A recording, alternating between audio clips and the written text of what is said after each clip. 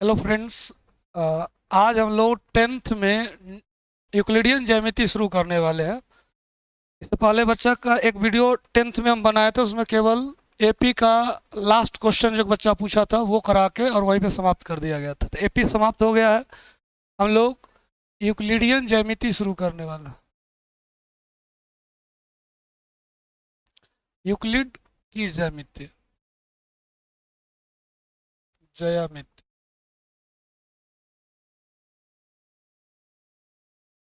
Class tenth में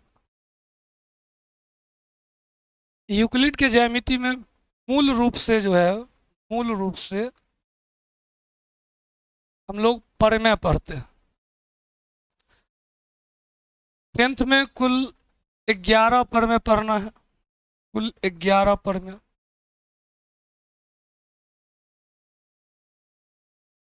जिसमें 9 परिमेय त्रिभुज से संबंधित है। 9 परिमेय त्रिभुज से संबंधित है।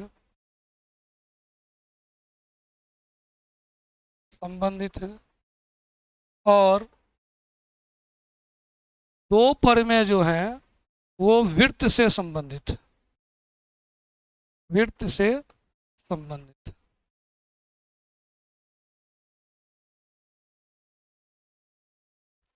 कुल 11 परिमेय हम लोग को पढ़ना है, जिसमें 9 त्रिभुज से संबंधित है और 2 वृत्त से संबंधित है।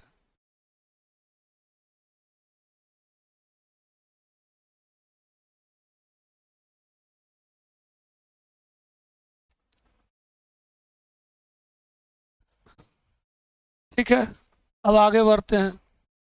तो त्रिभुज में जो हम लोग को परिमेय पढ़ना है, तो त्रिभुज में पहला परिमेय आता है थेल्स परिमेय। इसको आप अनुपातिकता परिमेय भी कह सकते हैं। अनुपातिकता परिमेय। दूसरा, थेल्स का विलोम।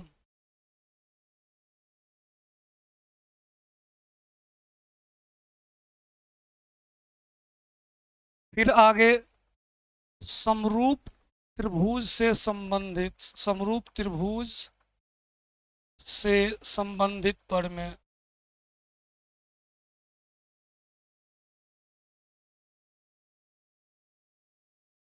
3 परिमेय इसमें होंगे।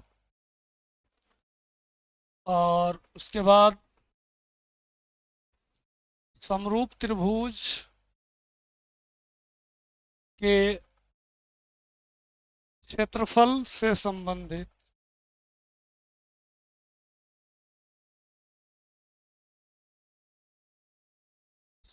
परिमेय। फिर 2 परिमेय समकोण त्रिभुज से संबंधित होगा। समकोण त्रिभुज से संबंधित परिमेय। इसको हम लोग बोलते हैं पाइथागोरस परिमेय। पाइथागोरस परिमेय। और एक है पाइथागोरस का विलोम का। इस तरह से ये परिमेय 8, परिमेय 9 होगा। ये परिमेय 3 से परिमेय 7 तक होगा। और इसके बाद परिमेय 10 और परिमेय 11, ये 2 परिमेय ये आ जाएंगे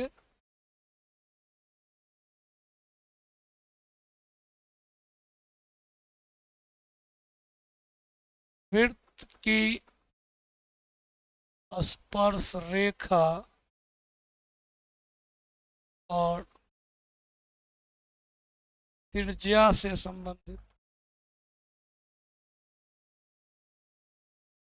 इसमें कहा जाता है कि ये एक वृत्त अगर है तो, और किसी बिंदु पर एक स्पर्श रेखा खींचा गया, तो त्रिज्या स्पर्श रेखा पर लंब हो।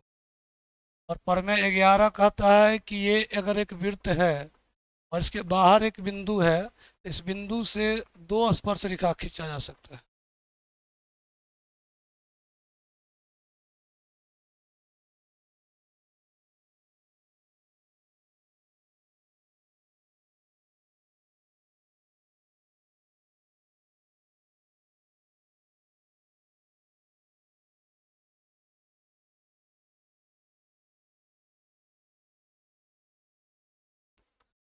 दोनों स्पर्श रेखा की लंबाई बराबर होता है, ये सिद्ध करना है। तो प्रमेय 11 ये प्रमेय है, और कुछ उपप्रमेय भी इसमें हमको देखना है जो क्वेश्चन बनाने में हमको हेल्प करेगा। आज हम लोग शुरू करते हैं। हालांकि हम क्लास में प्रमेय 1 बतला चुके हैं, फिर भी शुरुआत हम लोग रिवीजन से करेंगे और प्रमेय 1 से ही करेंगे, ठीक है। तो पहला प्रमेय, प्रमेय 1, इसको आपको बोला गया था कि इसको थेल्स प्रमेय भी बोल सकते हैं, अनुपातिकता प्रमेय भी बोल सकते हैं।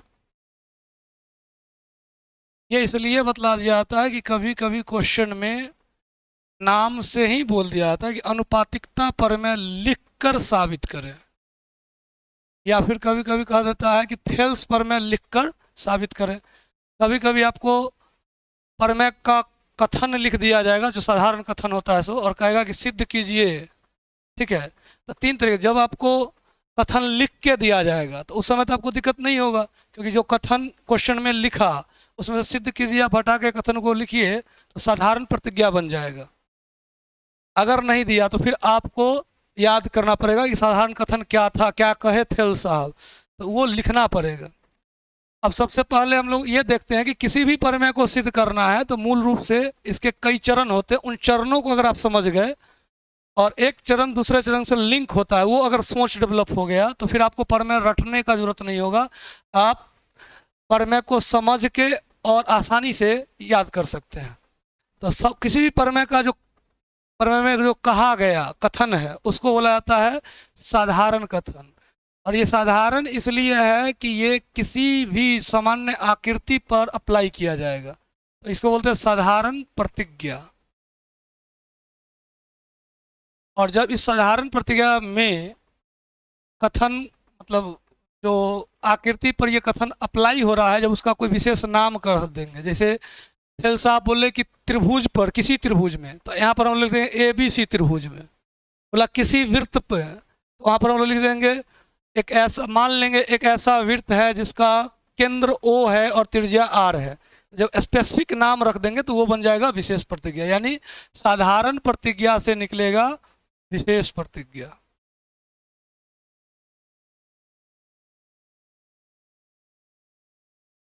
और इसके बाद फिर विशेष प्रतिज्ञा, साधारण प्रतिज्ञा का जो आधा पार्ट होगा, जो पिक्चर बनेगा, वो है विशेष प्रतिज्ञा।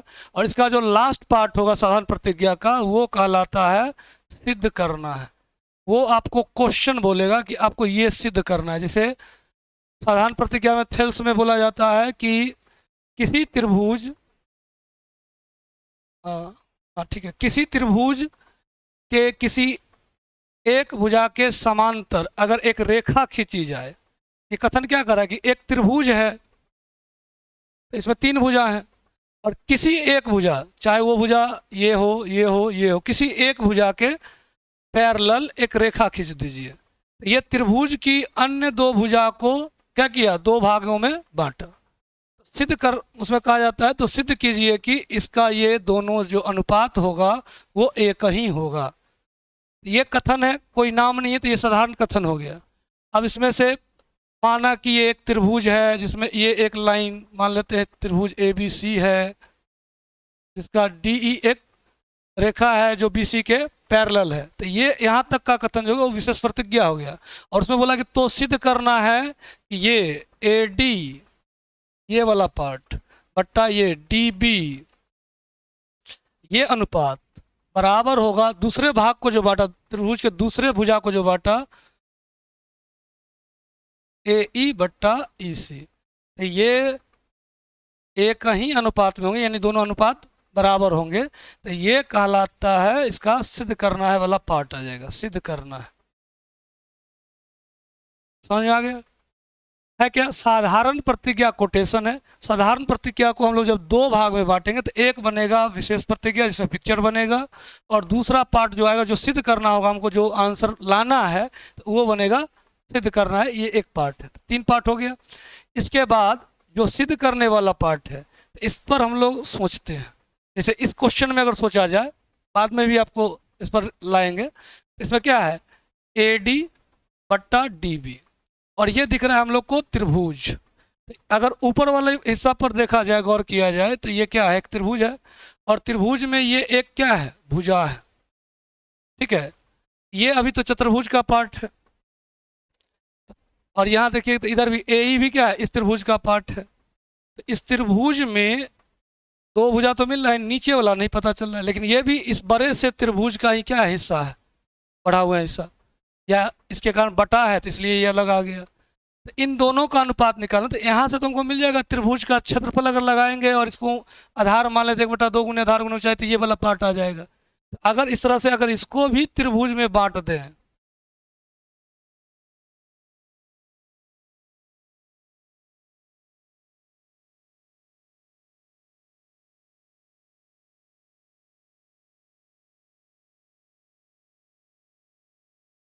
इसको भी अगर त्रिभुज में इसे बांट दे, डॉट डॉट करके मिला देते हैं, रचना जब भी बनाते हैं तो डॉट डॉट करके मिलाते हैं, ताकि पता चले कि ये क्रिएशन हमने कथन को सिद्ध करने के लिए किया है। या फिर मान लीजिए ये त्रिभुज है तो इसको आधार मान लेते हैं, तो ये इसका शीर्ष होगा, इस शीर्ष से इस पर लंब डाल देते हैं इस तरह से। फिर इसको जब आधार बनाएंगे ए के लिए, तो इसको शीर्ष मान के इस पर लंब डाल देते हैं। ये इससे क्या होगा, अब ये वाला भी त्रिभुज बन गया, ये वाला पार्ट भी क्या है, त्रिभुज है, त्रिभुज का हिस्सा है। तो यहाँ से हम लोग को ये अनुपात लाने में सुविधा होगा, तो ये रचना करना पड़ेगा। तो तीसरा पार्ट क्या आया कि जो उद्देश्य है कि ये सिद्ध करना है, तो इस उद्देश्य की पूर्ति के लिए हमें क्या चाहिए, त्रिभुज का क्षेत्रफल का फॉर्मूला अप्लाई करना पड़ेगा। तो इसके लिए हम लोग क्या किए, यहाँ पर अब त्रिभुज के क्षेत्रफल में है क्या, 1/2 गुने आधार गुने ऊंचाई। तो आधार तो हम इसको मान लेंगे, लेकिन ऊंचाई कहाँ था, तो इसलिए रचना से हम ऊंचाई ले आए। समझ आ रहा है कि नहीं, ये। और तीसरा, ये तो हो गया तीसरा पार्ट, चौथा पार्ट रचना। अब जो रचना में हम लोग सोचे कि त्रिभुज का क्षेत्रफल लगा के ये करेंगे, तो बाकी चीज को आगे लिखें, उसको बोलते हैं प्रमाण या उपपत्ति। तो बेसिकली यही 5 बिंदु हैं जो किसी भी प्रमेय में 10th में हम लोग लिखते हैं, ठीक है। अब देखिए थेल्स प्रमेय साबित करने से पहले आपको 9th का एक छोटा सा प्रमेय ध्यान में रखना पड़ेगा। 9th में हम लोग क्या पढ़े थे कि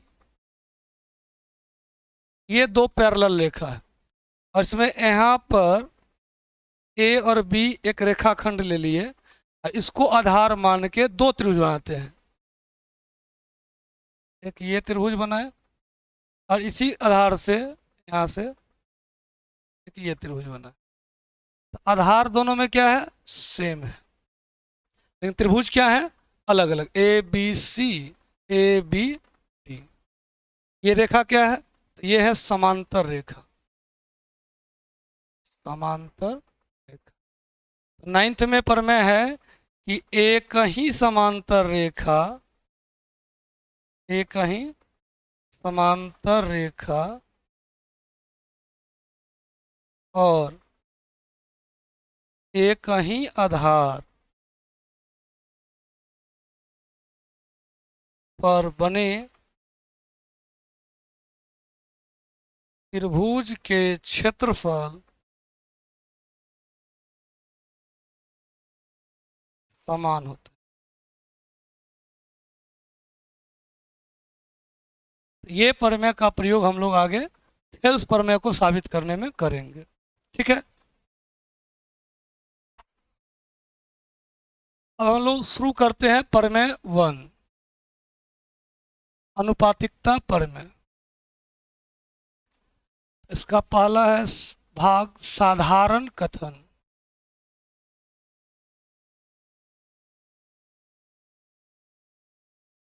साधारण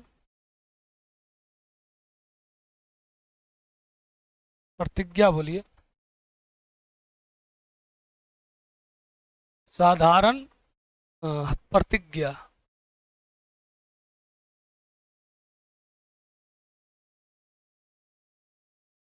तो थेल्स साहब बोले कि यदि किसी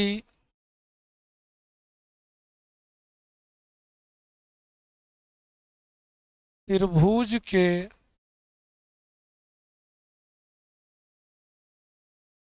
किसी एक भुजा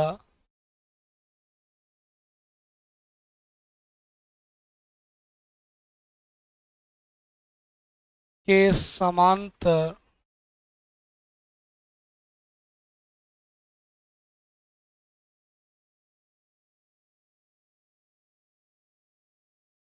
समांतर एक रेखा खींची जाए,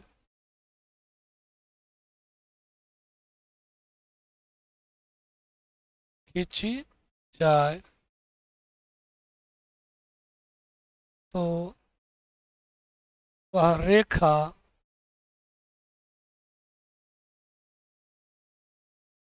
उस त्रिभुज के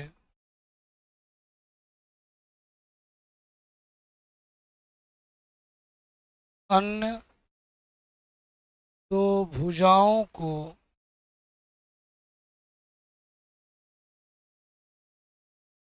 अन्य दो भुजाओं को एक ही अनुपात, आप चेंज कर सकते हैं, इसको बोल सकते हैं समान अनुपात या बराबर अनुपात, समान अनुपात में विभाजित करते हैं, विभाजित करती है या बांटती है। क्या है? कोई भी त्रिभुज होगा, किसी त्रिभुज में एक रेखा अगर किसी एक भुजा के पैरेलल खींच दे, तो मान लीजिए इस रेखा भुजा के पैरेलल खींच दिए, इस भुजा के पैरेलल जब खींच दिए तो ये रेखा पैरेलल रेखा जो है त्रिभुज के अन्य दो भुजा, जैसे ये है और ये है, इन दो भुजाओं को दो अनुपात में बांटती है। मान लीजिए ये अनुपात x, ये y, तो ये भी x और y ही होगा। ये हम नहीं बोल रहे, ये थेल साहब बोले। कब? जब ये लाइन और ये लाइन पैरेलल होगा।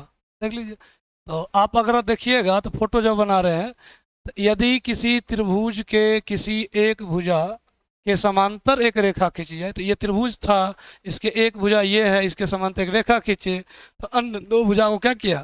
दो भाग में बांट दिया। तो ये अनुपात आपस में बराबर है। ठीक है।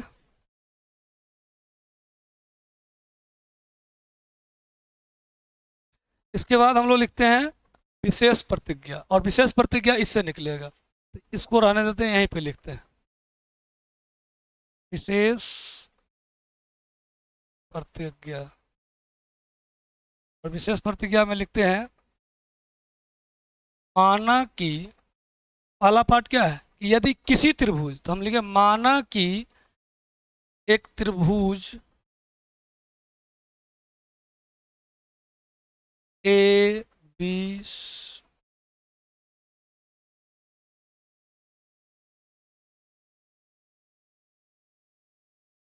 त्रिभुज ए बी सी है, जिसके एक भुजा BC के समांतर एक रेखा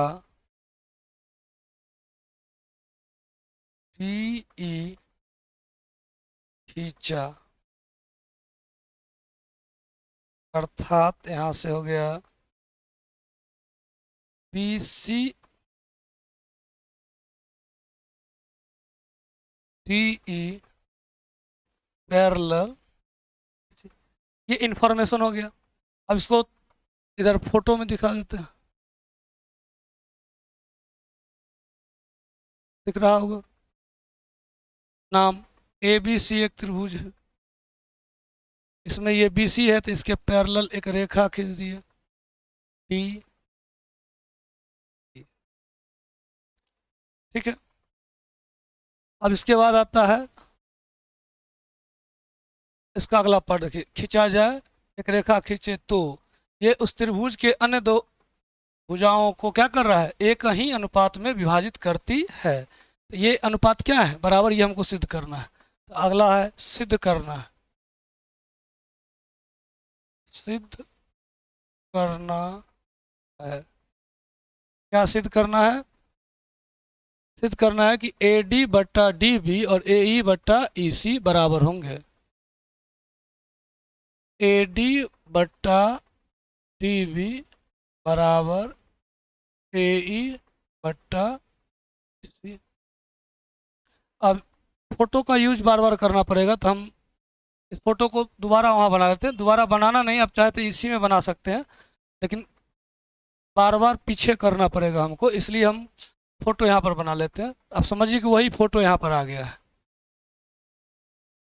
नाम सेम रहेगा ए बी सी, ये पैरेलल लाइन है डी ई, ठीक है ना। तो ये देख लीजिए ए डी बट्टा डी बी, ये सिद्ध करना है, ये आ गया।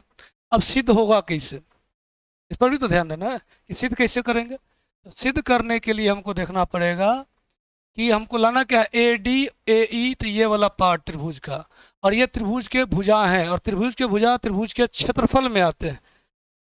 समझ आ रहा है कि नहीं। तो ये अच्छा, ये तो हो जाएगा कि अगर यहाँ से ये लंब डालें हम, ये मेरा या आपका दिमाग सोचेगा कि अगर यहाँ से लंब डालें ऐसे करके, और नाम कुछ रखते हैं ई एन रख देते हैं, तो ये हो जाएगा ऊंचाई, और ये हो जाएगा आधार। तो त्रिभुज का क्षेत्रफल 1/2 गुने आधार गुने ऊंचाई, तो उसमें ये आ जाएगा। और देखिए ये तो आएगा नहीं, डी भी लाना है बट्टा में, डी भी या बी डी जो भी बोलिए आप, ये वाला हिस्सा, तो ये तो चतुर्भुज का हिस्सा है, लेकिन हम बोले कि ये तो त्रिभुज पर पढ़ रहे हैं। तो किसी भी चतुर्भुज को हम त्रिभुज में आसानी से बांट सकते हैं। कैसे, तो इसके बीच से एक विकर्ण बना देंगे ऐसे, ठीक है। अब देखिए ये त्रिभुज बन गया कि नहीं, और ये है एक ना, ध्यान दीजिएगा डी बी ई, अगर आप देखिएगा तो ये है एक अधिकोण त्रिभुज, और अधिकोण त्रिभुज जैसे कोई भी है ऐसे, ये ऐसे बनेगा। तो इसका ऊंचाई क्या होगा, तो इसके बढ़ाए हुए भाग पर इसके शीर्ष से डाला गया लंब, यही इसका क्या कहलाता है, ऊंचाई कहलाता है। इसके लिए है अधिकोण त्रिभुज के लिए, ये हम लोग पहले से जानते थे। तो यानी कि यहाँ पर अगर आप देखिए तो इसका ये वाला हिस्सा, ये जो बढ़ा हुआ है वो हिस्सा ये है, और इसके सिरा से क्या किए, लंब डाल दिए।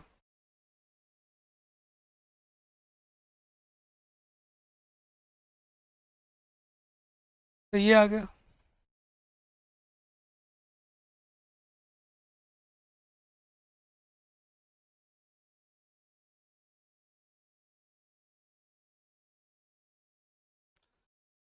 और जब इधर से देखेंगे तो आधार हमारा ये बनेगा, तो इधर से आपको ऊंचाई डालना पड़ेगा, इसका नाम हम एम रख देते हैं। और ठीक इसी तरह से इसको, इसका यूज करना है, तो यहाँ पर देखिए, तो यहाँ से लंब डालना पड़ेगा, जो कि नहीं, संभव नहीं है। तो इसके लिए क्या करेंगे, इसको इधर से मिला देंगे। इससे क्या होगा, इस त्रिभुज का भी लंब इसके बढ़े हुए भाग पर होगा, क्योंकि अधिकोण त्रिभुज होगा इधर से आप देखेंगे तो, और ये इसके लिए भी लंब हो जाएगा। एक ही लंब दोनों के लिए काम आ जाएगा। तो ये जो काम किए वो हम क्यों किए, हमारे दिमाग में क्या चल रहा है कि अगर किसी भी तरीके से ये त्रिभुज का क्षेत्रफल हो जाए, ये भी त्रिभुज का क्षेत्रफल, त्रिभुज बन के त्रिभुज का क्षेत्रफल हो जाए, और तब देखिए कि इसका ऊंचाई ये ई एन, और इस आधार का भी ऊंचाई क्या होगा, ई एन। तो दोनों का जब क्षेत्रफल निकालेंगे और क्षेत्रफल का अनुपात करेंगे, तो ऊंचाई से ऊंचाई क्या हो जाएगा, कैंसिल। इससे बचेगा क्या, और अंक 1/2 है तो कट ही जाएगा। तो बचेगा क्या, ए डी बट्टा डी बी, और यही प्रोसेस फिर दूसरे तरफ से करेंगे, ठीक है। तो सेम वही आ जाएगा। और फिर यहाँ पर देखिए कि ये दोनों दिया गया क्या था कि डी ई बी सी के समांतर है। तो जब ये दोनों समांतर हैं, और इसमें देखिएगा तो ये भुजा क्या है, कॉमन है, और ये इसी आधार को लेके ये वाला त्रिभुज जो यहाँ मिलता है, और इसी आधार को लेके ये त्रिभुज यहाँ यहाँ मिलता है, ये दोनों इसी समांतर रेखा पर स्थित हैं, और आधार सेम है। तो ये दोनों त्रिभुज का क्षेत्रफल क्या होगा, बराबर होगा, और क्षेत्रफल बराबर हुए तो उसका अनुपात जो उधर निकाले थे वहाँ से क्या कर देंगे, अनुपात को भी बराबर कर देंगे। तो आगे लिखते हैं रचना। और रचना क्या है, तो सबसे पहले हम लोग त्रिभुज ए डी ई में देखिए, तो डी से ए ई पर डी एम लंब डाला, और ए डी पर ई एन लंब डाले हैं। तो लिखते हैं त्रिभुज ए डी ये हटा देते हैं।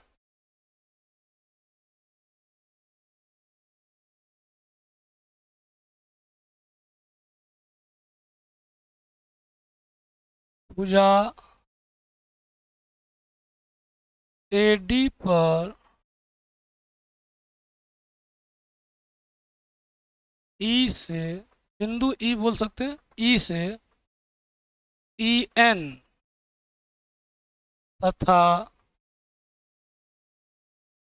भुजा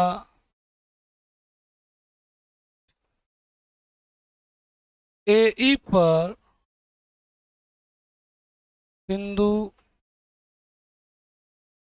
D से DM लंब डाला तथा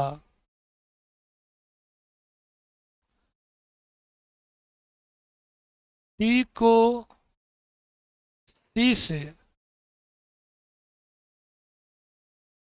एवं D को E से मिलाया। देखिए, जो वहाँ किए वही यहाँ लिखे, क्या अलग कुछ नहीं कर रहे हैं, रटने का जरूरत ही नहीं है। फोटो आप बना लिए एक बार तो आप ये लिख सकते हैं। यहाँ दिख रहा है हमको कि AD पर EN लंब डाले हैं, और इधर देखें तो AE पर क्या है, DM लंब है, और फिर D से C को मिलाए और B से E को मिलाए। समझ आ रहा है कि नहीं? तो ये यहाँ से ये आसान हो गया। अब इसके बाद हम लोग को जो ये सिद्ध करना है वो लाना है। तो त्रिभुज सब मिल गया। अब एक बार हमको इसको आधार मान के, ये वाला को आधार और फिर इसको आधार मान के, ये वाला त्रिभुज ऊपर वाले त्रिभुज का हिस्सा और ये जो त्रिभुज है DBE, इसका क्षेत्रफल निकाल लेना है यहाँ से, और दोनों का अनुपात। तो एक उधर से रिजल्ट मिल जाएगा और एक रिजल्ट आपको इधर से, दोनों एक बार इधर से एक बार उधर से करना है, और लास्ट में वो जो नौमा क्लास 9 का जो प्रमेय है उसका प्रयोग करेंगे, बन जाएगा। तो नेक्स्ट प्रमाण। अब हम लोग चलते हैं पहले ऊपर। त्रिभुज ADE, जो ऊपर वाला त्रिभुज है ये वाला हिस्सा ऊपर, ये त्रिभुज ADE और त्रिभुज नीचे DBE बोल सकते हैं, DBE।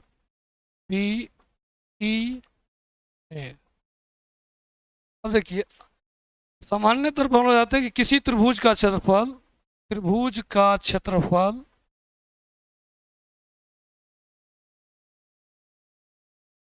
बराबर होता है 1/2 गुने आधार गुना ऊंचाई। ये हम सब जानते हैं। तो अब यहाँ पर त्रिभुज ADE का क्षेत्रफल अगर देखें,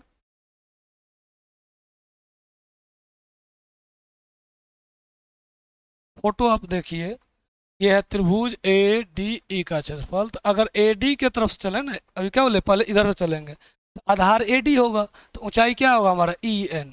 ऊंचाई क्या होगा, EN। ये हो जाएगा 1/2 गुने आधार क्या हो जाएगा, AD, और गुना ऊंचाई क्या है, ऊंचाई है EN। इसको आप समीकरण 1 मानिए। तथा दूसरा त्रिभुज क्या है, DBE। तो ये नीचे वाला हिस्सा, ये क्या है, अधिक कोण त्रिभुज। तो इसके बढ़े हुए भाग पर लंब क्या अभी, EN। तो इसके लिए आधार DB होगा, लेकिन लंब क्या होगा, EN ही होगा। समझ आ रहा है कि नहीं? तो ये हो जाएगा त्रिभुज DBE का क्षेत्रफल 1/2 गुने आधार DB का गुना ऊंचाई क्या रहेगा, वही EN। तो अब आप देखिए, समीकरण 1 और 2 को अगर आप भाग कीजिएगा, तो इस क्षेत्रफल और इसका क्षेत्रफल का जो अनुपात आएगा, भागफल मतलब अनुपात, तो इससे ये खत्म, इससे ये खत्म, तो क्या हो जाएगा, AD/DB, जो कि इसका आधा पार्ट के बराबर है। समझा रहे कि नहीं? और यही चीज़ जो प्रोसेस इधर से किए इस त्रिभुज को मान के, मतलब ये भुजा को लेके A से B तक, तो वही काम अब A से C पर करना है। तो सिंपल है, ये किए, उधर से किए, जैसे यहाँ से ए डी बट्टा डी भी आया, जब उधर से करेंगे तो वो ए ई बट्टा ई सी दे देगा, और उस दोनों को क्या कर दे रहा है, बराबर। अब क्यों बराबर है, तो वो नाइन्थ वाला बतलाएगा, नाइन्थ वाला जो प्रमेय है जो आपको पहले बतला चुके हैं, तो वो ये आपको ध्यान में रखना है, इसलिए वो बतला दिया गया था। अब हमको लगता है बार बार वापस आना पड़ेगा, क्योंकि बार बार फोटो भी हम नहीं बना सकते। तो अब है समीकरण 1 एवं 2 से अगर लिखें, एवं समीकरण 2 से, तो क्या होगा, त्रिभुज ए डी ई का क्षेत्रफल बट्टा त्रिभुज डी बी ई का क्षेत्रफल बराबर होगा, ऊपर वाला का क्षेत्रफल क्या था, 1/2 गुने, आप देख सकते हैं 1/2 गुना ए डी गुना ई एन, और यह 1/2 गुना डी बी गुना ई एन,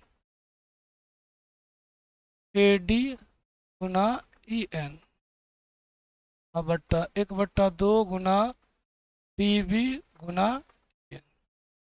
अब यहाँ से आप देख सकते हैं, काट भी सकते हैं, ई एन, ये खत्म। इसलिए त्रिभुज ए डी ई का क्षेत्रफल बट्टा त्रिभुज डी बी ई का क्षेत्रफल बराबर ए डी बट्टा डी बी। समीकरण 3 मान सकते, ए बी भी लोग मानते हैं, हम 3 ही मान के चल रहे हैं, ठीक है। अगर आप समझ रहे हैं तो कोई दिक्कत नहीं है, नहीं तो फिर अलग अलग के लिए लोग अलग अलग नाम रखते हैं। दिक्कत क्या होता है कि बच्चा 1 2 3 समझ लेते हैं, तो उसमें बातें कंटिन्यू चल रहा है, तो फिर आइडेंटिफाई नहीं कर पाते, इसलिए दिक्कत होता है। जो आइडेंटिफाई कर लेंगे उनको दिक्कत नहीं होगा, ठीक है। वीडियो थोड़ा लंबा हो रहा है, ज़्यादा समय लग रहा है इसमें, यार कोई बात नहीं, क्लास भी ऐसे 40 मिनट 45 मिनट का रहता है, तो वहाँ भी हम एक्स्ट्रा क्लास लेते ही थे, ठीक है, कि जब तक नहीं हुआ तो मतलब बढ़ा दिए। जनरली आजकल अब कर दिए हैं कि इसको 2 पार्ट में करिए, 2 क्लास में ख़त्म करते हैं।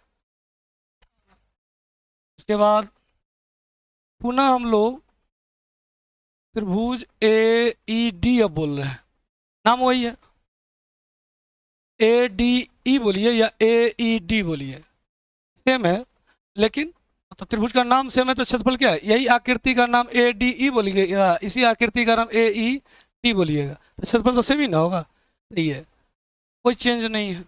लेकिन अब हो गया क्या कि फोकस हो गया हमारा ए ई पर या ए सी कहिए, इस लाइन पर, तो इसे क्या होगा समझ में आसानी से आता है, ए ई डी और और क्या था ये, डी ई सी, वो था डी बी ई अलग है, और ये डी ई सी ये अलग है, तो डी त्रिभुज डी ई सी, सेम प्रोसेस, त्रिभुज ए ई डी का क्षेत्रफल 1/2 गुने आधार ए ई का गुना ऊंचाई, तो ये क्या है डी एम,